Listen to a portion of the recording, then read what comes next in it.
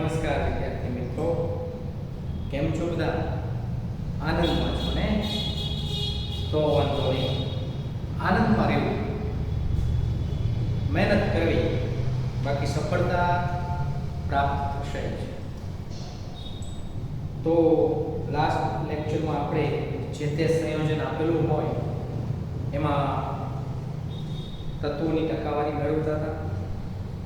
જેમ કે ધારો કે તમને ગ્લુકોઝ આપેલું છે, આણ્વીય સૂત્ર C6H12O6. અણુ સૂત્ર તમને આપી દીધું છે, યાદ રાખો. અણુ સૂત્ર, આણ્વીય સૂત્ર આપી દીધું છે, ટકાવારી મેળવવી છે. હવે આણ્વીય સૂત્ર પરથી જો ટકાવારી મેળવવી હોય તો જે તે તત્વના પરમાણ્વીય દળને તેની સંખ્યા વડે ગુણી, 100 વડે ગુણી અને આખા સંયોજનના આણ્વીય દળ વડે ભાગવામાં આવે છે. તમે આ પ્રોસેસ કરતા હતા. કાર્બનની ટકાવારી મેળવવી તો કાર્બનની સંખ્યા કેટલી? 6. પરમાણ્વીય દળ કેટલું? કાર્બનનું 12. ટકાવારી છે ને કેટલા વડે ગુણવાના? 100 વડે. છેદમાં આખેનું આણ્વીય દળ 180 થાય. તો આ પ્રમાણે તમે કાર્બનની ટકાવારી મેળવી શકતા હતા. 40% કાર્બન છે. વિદ્યાર્થી મિત્રો, આજની પ્રોસેસ એના કરતા વિરુદ્ધ છે. આણ્વીય સૂત્ર આપતા હતા અને તમે ટકાવારી મેળવો છો. આણ્વીય સૂત્ર આપતા હતા અને તમે ટકાવારી મેળવો છો, એના કરતા વિરુદ્ધ પ્રોસેસ. ટકાવારી આપેલી છે અને તમારે આણ્વીય સૂત્ર, અણુ સૂત્ર નક્કી કરવાનું છે. સિમ્પલ, એકદમ સરળ પ્રોસેસ. હું અહીંયા લખું છું, કોઈ એક કાર્બનિક સંયોજનમાં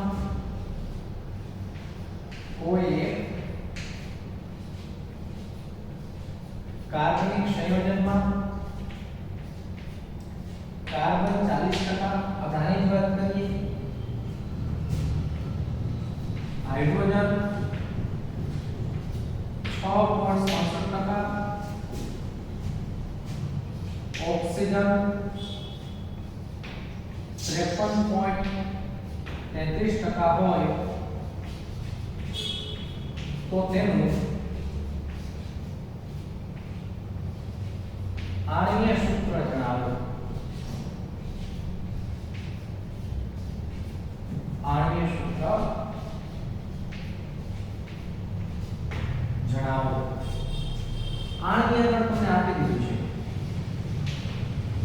આણ્વીય દળ 180 ગ્રામ પર મોલ છે. જે સંયોજનની વાત થાય છે એમાં કાર્બન 40% છે, હાઇડ્રોજન 6.67% છે અને બાકીનો ઓક્સિજન એટલે કે 53.33%. અને જોઈ શકાય છે આ ત્રણેય તત્વો થઈને 100% બંધારણ થાય છે. કાર્બન 40%, હાઇડ્રોજન 6.67% અને બાકીનો ઓક્સિજન એમ કીધું હોય તો આ બેના સરવાળાને 100 માંથી બાદ કરી શકાય. ઓક્સિજન 53.33%. આ પ્રકારે માહિતી છે. તો હવે તમારે પ્રોસેસ શું કરવાની છે? આનું આણ્વીય સૂત્ર નક્કી કરવાનું છે. આણ્વીય દળ આપી દીધું છે 180 ગ્રામ પર મોલ અથવા આપણે 180 યુ યુનિફાઈડ માસ પરથી, જેનો તમને ખ્યાલ છે. હવે આમાં આપણે જુદા જુદા પ્રોસેસમાંથી પસાર થવું પડશે. એ તબક્કાઓ હું અહીંયા સાઈડમાં લખું છું. તમારે જુદા જુદા જે તબક્કાઓ જે છે એ તબક્કામાંથી પસાર થવાનું છે. સૌપ્રથમ પહેલો તબક્કો છે દરેક તત્વનું ટકાવાર પ્રમાણ નક્કી કરવું. દરેક તત્વ, ધારો કે ઘણી વખત ના આપ્યું હોય, બે તત્વ જ આપ્યા હોય, બાકીનો ઓક્સિજન આ રીતે લખીને આપ્યું હોય, આપણે શું કરીએ? આ બેના સરવાળાને 100 માંથી બાદ કરીએ એટલે ઓક્સિજન હોય. આ બેના સરવાળાને 100 માંથી બાદ કરો એટલે ઓક્સિજન હોય. એટલે દરેક તત્વનું ટકાવાર પ્રમાણ નક્કી કરવું. આપણે જે સ્ટેપમાંથી પસાર થવાનું છે સ્ટેપ અહીંયા લખું છું. પહેલું સ્ટેપ છે દરેક તત્વનું ટકાવાર પ્રમાણ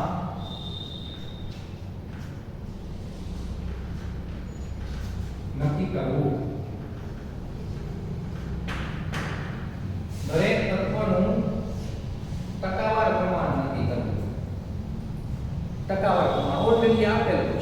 અને કદાચ ધારો કે ઘણી વખત ન આપેલ હોય તો આપણે શું કરશું? 100 માંથી જે તત્વોનું ટકાવારી પ્રમાણ આપેલું હોય એ બાદ કરવું પડે. જોઈએ આપણે પછી એક અને નેક્સ્ટ સેકન્ડ વન મુદ્દો છે દરેક તત્વની ટકાવારીને તેના પરમાણુય દળ વડે ભાગવાથી પરમાણુનો ગુણોત્તર એટલે કે મોલ મળે છે. સેકન્ડ વન દરેક તત્વની ટકાવારીને તેના પરમાણુય દળ વડે ભાગવાથી પરમાણુનો ગુણોત્તર મળે છે. સાદી ભાષામાં કહીએ તો મોલ મળે છે. દરેક તત્વની ટકાવારીને તેના પરમાણુય દળ વડે ભાગવાથી પરમાણુનો ગુણોત્તર મળે છે એટલે કે મોલ મળે છે. જો સ્ટેપ અત્યારે કદાચ નહીં સમજાય પણ એ ટેન્શન રાખવાની જરૂર નથી. આપણે હમણાં અહીંયા દાખલો મળશું એટલે બધા મુદ્દાઓ સમજાઈ જશે. બરાબર?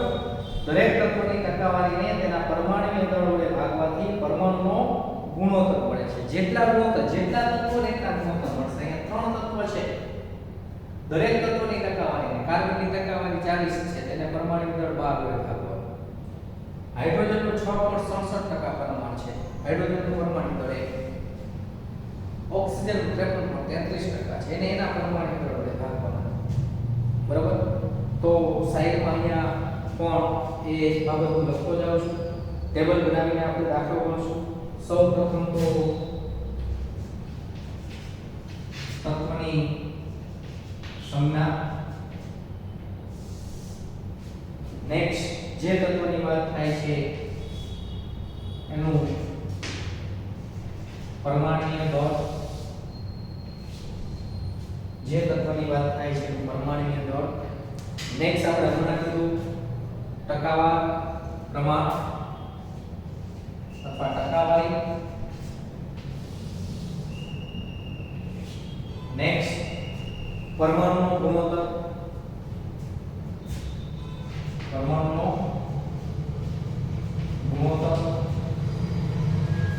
ગુણોત્તર કઈ રીતે મળશે? દરેક તત્વની ટકાવારીને તેના પરમાણુય દળ વડે ભાગવાથી. દરેક તત્વની ટકાવારીને તેના પરમાણુય દળ વડે ભાગવાથી પરમાણુનો ગુણોત્તર એટલે કે મોલ મળે છે. અને કઈ રીતે મેળવી શકાય એની આપણે હમણાં જ ચર્ચા કરીએ. નેક્સ્ટ સાદી પૂર્ણાંક સંખ્યાનો ગુણોત્તર. એના પછીનો મુદ્દો લખું છું. મળેલા ગુણોત્તરમાંથી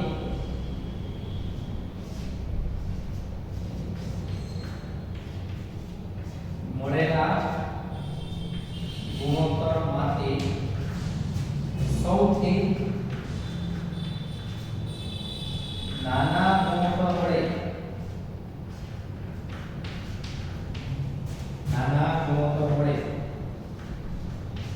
દરેક ગુણોત્તરને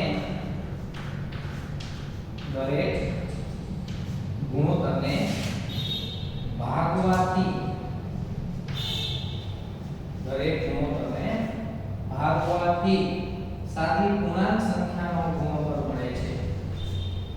સાદી પૂર્ણાંક સંખ્યાનો ગુણોત્તર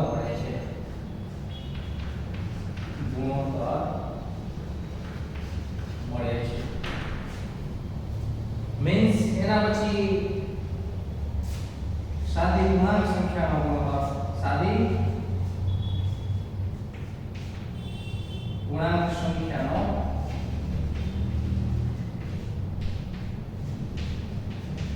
ગુણોત્તર. અને લાસ્ટ વન સાદી નાની પૂર્ણાંક સંખ્યા. છેલ્લો મુદ્દો છે અહીંયા પૂર્ણાંક સંખ્યા. આટલા સ્ટેપમાંથી આપણે પસાર થવાનું છે. દેખાય છે ત્યાં પાછળનો જે ભાગ છે એ ઓકે ક્લિયર છે, કોઈ પ્રોબ્લેમ નથી. તો આપણે 3 સ્ટેપ લખ્યા ડાબી બાજુ. વિદ્યાર્થી મિત્રો, પહેલું સ્ટેપ મેં લખ્યું છે દરેક તત્વનું ટકાવાર પ્રમાણ નક્કી કરવું. બીજું સ્ટેપ લખ્યું છે દરેક તત્વની ટકાવારીને તેના પરમાણ્વીય દળ વડે ભાગવાથી પરમાણુનો ગુણોત્તર એટલે કે મોલ મળે છે. ત્રીજું સ્ટેપ લખ્યું છે મળેલા ગુણોત્તરમાંથી સૌથી નાના ગુણોત્તર વડે દરેક ગુણોત્તરને ભાગવાથી સાદી પૂર્ણાંક સંખ્યાનો ગુણોત્તર મળે છે. અને સાદી પૂર્ણાંક સંખ્યા મળી જાય તો એના પરથી પ્રમાણસૂચક સૂત્ર અને સૂત્ર દળ નક્કી કરવું. પ્રથમ તો અહીંયા લખું છું પ્રમાણસૂચક સૂત્ર તથા પ્રમાણસૂચક સૂત્ર દળ નક્કી કરવું. આ ચોથું સ્ટેપ છે, પ્રમાણસૂચક સૂત્ર અને પ્રમાણસૂચક સૂત્ર દળ નક્કી કરવું. પ્રમાણસૂચક સૂત્ર એ નક્કી કરવું અને પ્રમાણસૂચક સૂત્ર દળ એ નક્કી કરવું. નેક્સ્ટ એના પરથી પ્રમાણસૂચક સૂત્ર દળ નક્કી થઈ જાય એના પરથી ગુણક સંખ્યા નક્કી કરવી. ગુણક સંખ્યા જેને આપણે સ્મોલ n કહીએ છીએ, ગુણક સંખ્યા નક્કી કરવી. જો આ સ્મોલ n છે ને મોલ માટે નથી, યાદ રાખજો ગુણક સંખ્યા માટે છે. અને ગુણક સંખ્યાનું સૂત્ર છે n ગુણક સંખ્યા આણ્વીય દળને પ્રમાણસૂચક સૂત્ર દળ વડે ભાગી નાખવાનું. આણ્વીય દળને પ્રમાણસૂચક સૂત્ર દળ વડે ભાગી નાખવાનું એટલે ગુણક સંખ્યા મળી જશે. અને લાસ્ટ સ્ટેપ આણ્વીય સૂત્ર નક્કી કરવું. આણ્વીય સૂત્ર નક્કી કરવું. આણ્વીય સૂત્ર બરાબર આ બેનો ગુણાકાર. આણ્વીય સૂત્ર નક્કી કરવું. આણ્વીય સૂત્રનું સૂત્ર શું છે? આણ્વીય સૂત્ર બરાબર n ગુણ્યા પ્રમાણસૂચક સૂત્ર દળને ભૂલી જાવ તો આમ થશે. આણ્વીય સૂત્ર બરાબર n ગુણ્યા પ્રમાણસૂચક સૂત્ર.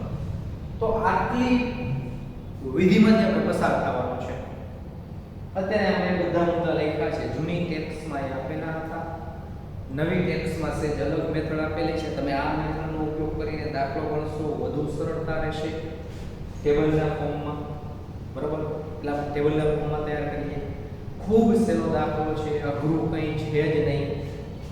જો સૌપ્રથમ તો તત્વની સંજ્ઞા. 3 પ્રકારના તત્વ છે, કાર્બન છે, હાઇડ્રોજન છે અને ઓક્સિજન છે. થોડી સ્પેસ રાખીને તમે બુકમાં લખતા હોય તો સળંગ 3 લાઈનમાં નહીં લખવાનું કાર્બન, હાઇડ્રોજન અને ઓક્સિજન, કારણ કે અહીંયા કેલ્ક્યુલેશન આવે છે અંદર અંદર, તો એ જગ્યા થોડી ટૂંકી પડશે. તો પહેલો મુદ્દો દરેક તત્વનું ટકાવાર પ્રમાણ નક્કી કરવું. પહેલા તો પરમાણુ દળ તો તમને ખ્યાલ છે, કાર્બનનું પરમાણુ દળ કેટલું? 12, હાઇડ્રોજનનું 1, ઓક્સિજનનું 16. જો હાઇડ્રોજનનું છે ને 1.008 છે, આપણે એક જ લેશું. 1.008 છે, આપણે કેલ્ક્યુલેશન માટે 1 જ લેવાની જરૂરિયાત છે, કારણ કે જીનીટની એક્ઝામમાં તમારી પાસે કંઈ કેલ્ક્યુલેટર એલાઉ નથી. એટલે 1.008 લ્યો ને તો માઇનોર ફેરફાર આવે અને એની કંઈ જરૂરિયાત હોતી નથી. એટલે આપણે 1 જ લેશું, 1.008 નહીં. કાર્બનનું પરમાણુ દળ 12.011 છે, પણ આપણે 12 જ લેશું. ઓકે, ટકાવારી. જો પેલો મુદ્દો દરેક તત્વનું ટકાવાર પ્રમાણ નક્કી કરવું. કાર્બનનું ટકાવાર પ્રમાણ કેટલું છે? 40%. અહીં લખેલું છે. Hydrogen 6.67%, oxygen 53.33%. તો આ પેલો મુદ્દો ત્યાં ખબર પડતી હોય તો અહીંથી દાખલાની શરૂઆત થાય. દરેક તત્વનું ટકાવાર પ્રમાણ નક્કી કરવું. ધારો કે આ બે તત્વની ટકાવારી આવી હોય, તમને એમ કે કોઈ એક કાર્બનિક સંયોજનમાં કાર્બન 40%, હાઇડ્રોજન 6.67% અને બાકીનો ઓક્સિજન છે. તો બાકીનો ઓક્સિજન હોય તો આ બેના સરવાળાને 100 માંથી બાદ કરી દેવાનો, કારણ કે ત્રણ તત્વોથી ને જ એ કાર્બનિક સંયોજન બનેલું છે.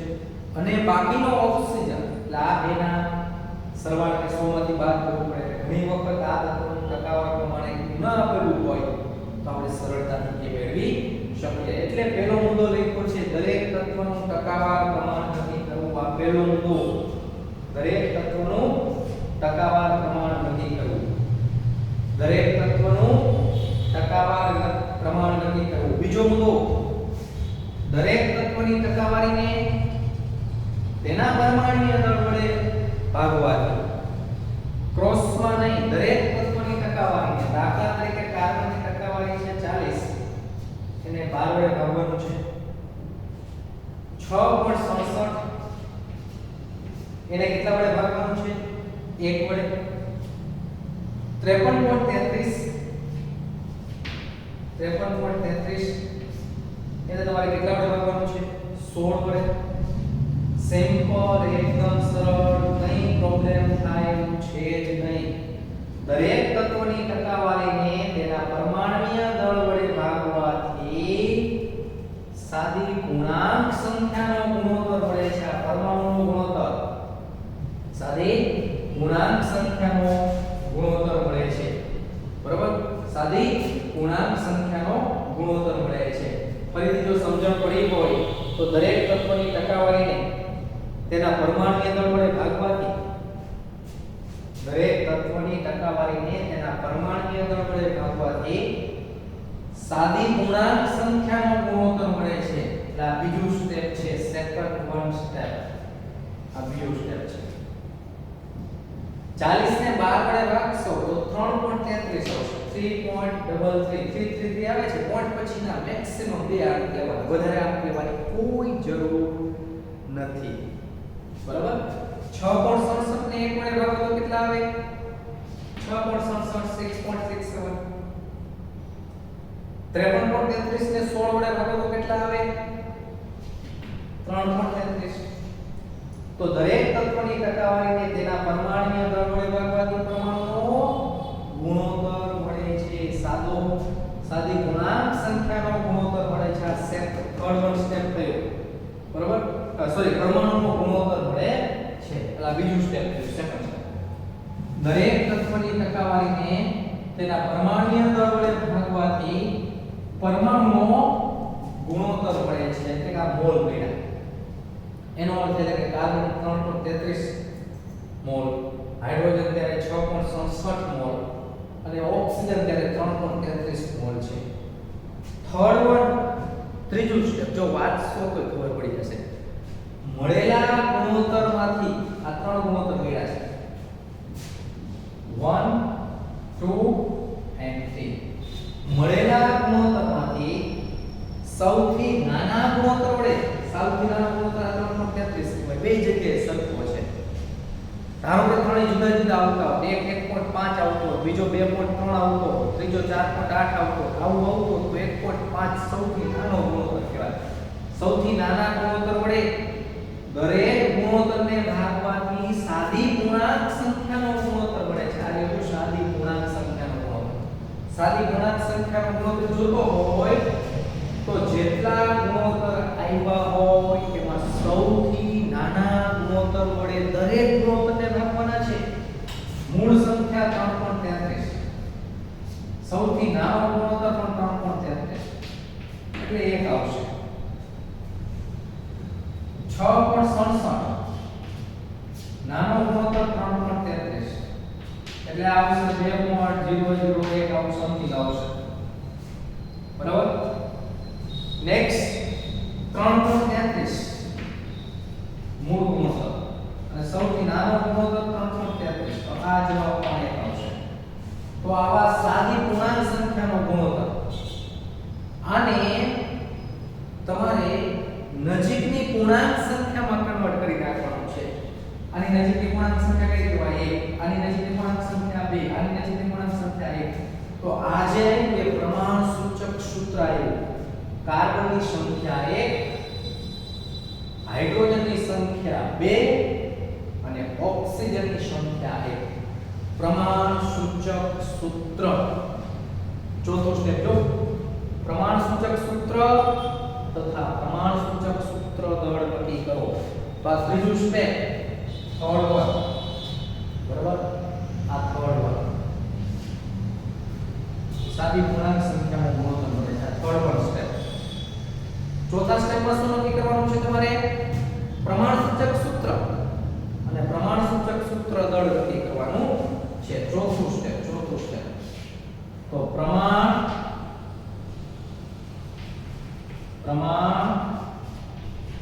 સૂચક સૂત્ર carbon 1 hydrogen 2 oxygen 1 carbon 1 hydrogen 2 oxygen 1 અહીંયા 1 લખવાની જરૂર નથી C1 લખવાની જરૂર નથી ન લખો એટલે 1 હોય અહીંયા આગળ એક લખ્યું નથી એક જ હોય બરાબર કાર્બન 1 હાઇડ્રોજન 2 ઓક્સિજન 1 આ પ્રમાણ સૂચક સૂત્ર અને પ્રમાણ સૂચક સૂત્ર દળ પ્રમાણ સૂચક સૂત્ર દળ કેટલું થશે પ્રમાણ સૂચક સૂત્ર દળ કાર્બન નું 12 2 હાઇડ્રોજન નું 2 ઓક્સિજન નું 16 ટોટલ થશે 30 આનો એકમ થાય ગ્રામ પર સૂત્ર દળ આણ્વીય દળનો એકમ ગ્રામ પર મોલ આણ્વીય દળનો ગ્રામ પર મોલ સૂત્ર દળનો એકમ ગ્રામ પર સૂત્ર દળ બેમાં ફેર શું આણ્વીય દળ છે ને જે તે સંયોજનમાં રહેલા દરેક તત્વની ચોક્કસ સંખ્યા દર્શાવે છે આ આણ્વીય સૂત્ર છે જો આણ્વીય સૂત્ર કેને કહેવાય આણ્વીય સૂત્ર અને પ્રમાણ સૂચક સૂત્રમાં માઇનોર ડિફરન્સ છે આણ્વીય સૂત્ર શું દર્શાવે છે જે તે સંયોજનમાં દરેક તત્વની ચોક્કસ સંખ્યા દર્શાવે છે દાખલા તરીકે હું એમ કહું C6H12O6 ગ્લુકોઝમાં કાર્બનની સંખ્યા 6 છે હાઇડ્રોજનની સંખ્યા 12 છે અને ઓક્સિજનની સંખ્યા 6 છે દરેક તત્વની ચોક્કસ સંખ્યા લખો એ આણ્વીય સૂત્ર છે પણ હવે આમાં સૌથી નાની સંખ્યા વડે દરેકને ભાગી શકાય છે જો 6 વડે દરેકને ભાગો 6 ને 6 વડે ભાગો તો 1 12 ને 6 વડે ભાગો તો 2 6 ને 6 વડે ભાગો તો 1 તો આ રીતે જે લખો CH2O આ પ્રમાણ સૂચક સૂત્ર છે બરાબર પ્રમાણ સૂચક સૂત્ર શું દર્શાવે છે આણ્વીય સૂત્ર અને પ્રમાણ સૂચક સૂત્રમાં માઇનોર ડિફરન્સ છે આણ્વીય સૂત્ર અને પ્રમાણ સૂચક સૂત્રમાં માઇનોર ડિફરન્સ છે ફરીથી જો તમને ખ્યાલ પડ્યો હોય તો આણ્વીય સૂત્રમાં દરેક તત્વની ચોક્કસ સંખ્યા અને પ્રમાણ સૂચક સૂત્ર દરેક તત્વનું સાપેક્ષ પ્રમાણ આ આણ્વીય સૂત્ર છે આ પ્રમાણ સૂચક સૂત્ર છે આમાં દરેક તત્વની ચોક્કસ સંખ્યા દર્શાવે છે તો અહીંયા શું દર્શાવે છે દરેક તત્વની ચોક્કસ સંખ્યાને દરેક તત્વનું સાપેક્ષ પ્રમાણ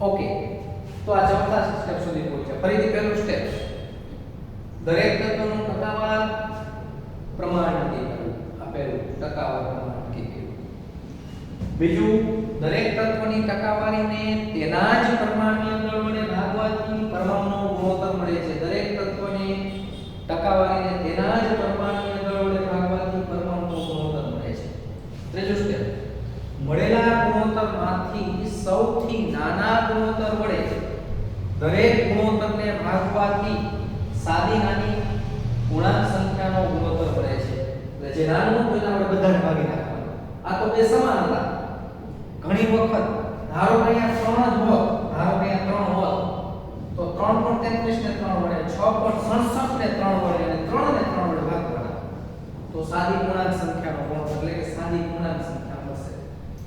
નેક્સ્ટ પ્રમાણસૂચક સૂત્ર અને પ્રમાણસૂચક સૂત્ર દળ રચી. આ પ્રમાણસૂચક સૂત્ર આના પરથી કે કાર્બનની સંખ્યા 1, હાઇડ્રોજનની સંખ્યા 2 અને ઓક્સિજનની સંખ્યા 1. અને આ એક દળ. નેક્સ્ટ એના પછીનો મુદ્દો ગુણક સંખ્યા નક્કી કરવી. ગુણક સંખ્યા નક્કી કરીને આવડી જશે. જો ગુણક સંખ્યા બરાબર આણ્વીય દળના છેદમાં પ્રમાણસૂચક સૂત્ર દળ. આ પાંચમો મુદ્દો.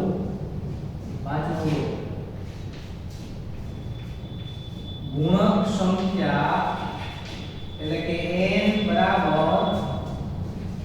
આણ્વીય દળના છેદમાં પ્રમાણસૂચક સૂત્ર દળ. તો ગુણક સંખ્યા મળી જશે. પ્રમાણસૂચક સૂત્ર દળ તો આ મળ્યું 30. તો આણ્વીય દળ મને આપેલું હશે. આણ્વીય દળ કેટલું છે 180. પ્રમાણસૂચક સૂત્ર દળ કેટલું છે 30. તો n નું મૂલ્ય પૂછો. n 6 આવ્યું. આ પાંચમો મુદ્દો આપણે કમ્પ્લીટ કર્યો. છેલ્લો લાસ્ટ વન મુદ્દો આણ્વીય સૂત્ર નક્કી કરવું. આણ્વીય સૂત્ર નક્કી કરવા માટેનું સૂત્ર છે આણ્વીય સૂત્ર બરાબર n ગુણ્યા પ્રમાણસૂચક સૂત્ર. છઠ્ઠો મુદ્દો આણ્વીય સૂત્ર બરાબર n ગુણ્યા પ્રમાણસૂચક સૂત્ર. આ રહ્યો આણ્વીય દળને ભૂલી જાઓ, સૂત્ર યાદ રાખો. આણ્વીય સૂત્ર બરાબર n ગુણ્યા પ્રમાણસૂચક સૂત્ર દળને. તો n નું મૂલ્ય કેટલું આવ્યું છે 6. પ્રમાણસૂચક સૂત્ર કયું છે CH2O એટલે કે કાર્બનની સંખ્યા 6, હાઇડ્રોજનની સંખ્યા 12, ઓક્સિજનની સંખ્યા 6. તો વિદ્યાર્થી મિત્રો ખૂબ સરળતાથી આ રીતે 6 સ્ટેપમાં આ ગણતરી કરી શકાય.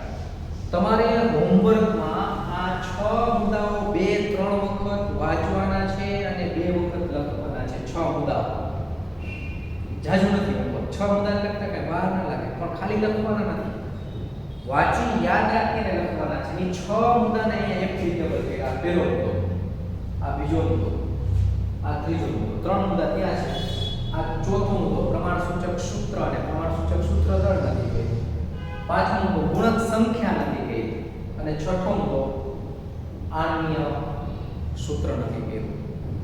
વિદ્યાર્થી મિત્રો તમને રકમ આ જ રીતે આપેલી હોય કે કોઈ એક કાર્બનિક સંયોજનમાં કાર્બન 40% છે, હાઇડ્રોજન 6.67% છે અને બાકીનો ઓક્સિજન હોય તો તેના માટે ગુણક સંખ્યા નક્કી કરો. ગુણક સંખ્યા નક્કી કરો. પહેલો વિકલ્પ આપ્યો હોય n = 2, n = 4, n = 6, n = 8, 7 જે આપ્યું છે. આવા 4 વિકલ્પ આપ્યા છે. પણ તમારે n નક્કી કરવું હોય તો એના માટે તમારી પાસે પ્રમાણસૂચક સૂત્ર દળ હોવું જોઈએ. આણ્વીય દળ આપી દીધો છે. પ્રમાણસૂચક સૂત્ર દળ મેળવવા માટે પ્રમાણસૂચક સૂત્ર હોવું જોઈએ. અને પ્રમાણસૂચક સૂત્ર મેળવવા માટે તમારે આ રીતે ટેબલ બનાવવું પડે. તો આ દાખલો તમે લખી નાખજો. બીજો એક વધારાનો દાખલો હોમવર્કમાં તમને આપું છું, પણ ખાસ યાદ રાખજો આ 6 મુદ્દા. ફરીથી પહેલો મુદ્દો દરેક તત્વનું ટકાવાર પ્રમાણ નક્કી કરવું. દરેક તત્વનું ટકાવાર પ્રમાણ નક્કી કરવું. દરેક તત્વની ટકાવારીને તેના જ પ્રમાણની દળ વડે ભાગવાથી પરમાણુ ગુણોત્તર મળે છે. જેટલા પરમાણુ એટલા ગુણોત્તર.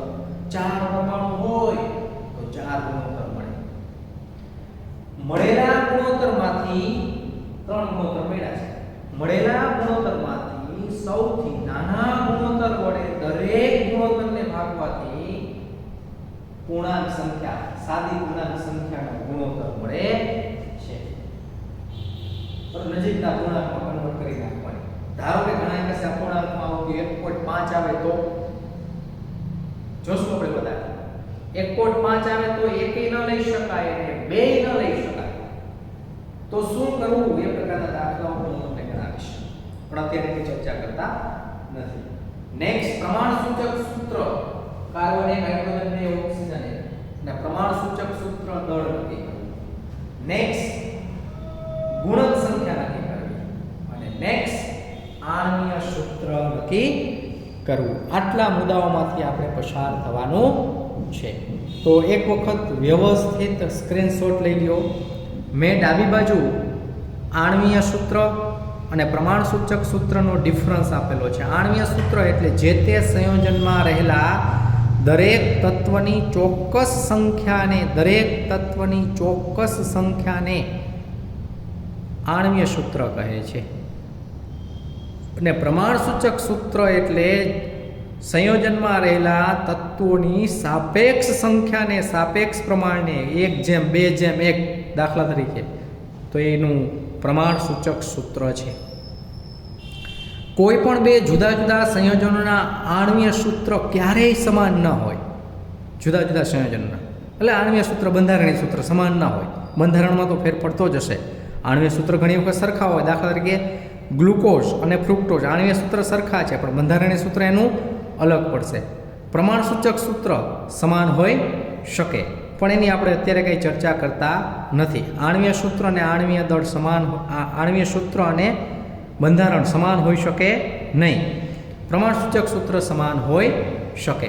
તો નેક્સ્ટ એક વધારાનો દાખલો આપું છું, જેમાં ટેક્સ્ટ બુક પ્રમાણે, તો ટેક્સ્ટ બુકમાં જાશો તો તમને આ પ્રકારની એક રકમ આપેલી છે.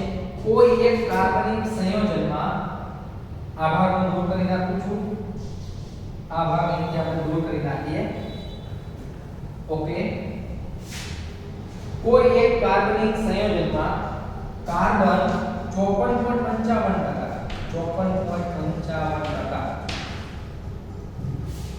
નેક્સ્ટ હાઇડ્રોજન છે એ 9.06%. હાઇડ્રોજન 9.06% અને બાકીનો ઓક્સિજન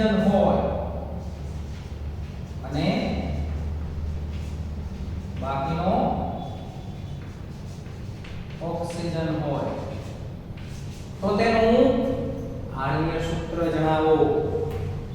સેમ આ જ મેથડથી દાખલો તમારે જાતે પ્રયત્ન કરી અને કરવાનો છે, જેની ચર્ચા આપણે નેક્સ્ટ મીટિંગમાં કરશું. જો મીટિંગમાં શું જવાબ આવે છે. ઓકે, તો આણ્વીય દળ તમને આપવું પડે. ત્યાં આણ્વીય દળ 180 ગ્રામ પર મોલ આપ્યું છે. અહીંયા તમને આણ્વીય દળ આપી દીધું છે 88 ગ્રામ પર મોલ. ડેટા આજ તમારે આ જ પ્રકારે દાખલો ગણવાનો છે, પણ એના માટે શરૂઆતના જે 6 મુદ્દા છે એ 6 મુદ્દાને તમારે યાદ રાખવા પડે. એ યાદ રહી જશે પછી દાખલો એકદમ સરળ છે. First step, second step, third step, આણ્વીય સૂત્ર, પ્રમાણસૂચક સૂત્ર અને દળવાળું ચોથું સ્ટેપ, ગુણક સંખ્યાવાળું પાંચમું સ્ટેપ અને આણ્વીય સૂત્રવાળું છઠ્ઠું સ્ટેપ. આવા 6 જુદા જુદા સ્ટેપમાંથી પસાર થવાનું હોય. ટેક્સ્ટમાં આપેલું છે એ રીતે પણ ગણી શકો. ત્યાં 5 તબક્કામાં એ દાખલો પૂરો કરેલો છે, પણ સહેલો દાખલો આ મેથડ છે એટલે આપણે આ રીતે યાદ રાખશું. કારણ કે 11th માં કંઈ તમારે ટેક્સ્ચ્યુઅલ તૈયારી કરવાની કોઈ જરૂરિયાત નથી. તમે આ રીતે ટેબલ બનાવીને ખૂબ સરળતાથી એ પ્રશ્નનો જવાબ આપી શકશો. તો આપણે આ મેથડનો અત્યારે ઉપયોગ કરીશું. અહીંયા સુધી રાખીએ છીએ.